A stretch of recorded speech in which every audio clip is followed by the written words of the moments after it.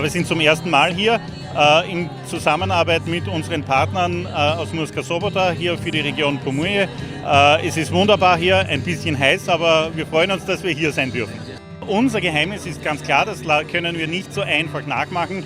Wir mischen einfach österreichischen und slowenischen Wein und diese harmonische Mischung wird den Sieg bringen. Davon bin ich überzeugt. Nicht nur diese 24 City Corporation ist eine Möglichkeit, hier zusammenzurücken, zusammenzuarbeiten, Möglichkeiten herauszufiltrieren, was kann man für diesen Raum tun. Wir haben aber auch andere Verbindungen auch zu Länderwahr.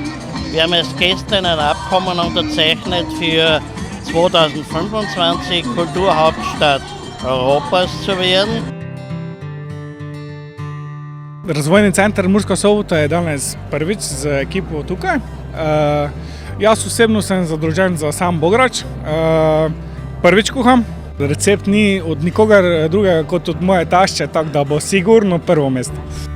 Bograč Fest je dogodek v naši regiji, ki je pomemben ne samo tukaj za Lendovo, ampak kot sem že rekla, za celotno regijo. In mi kot regijski promocijski center se čutimo nekako tudi dolžne, da podpiramo to prireditev.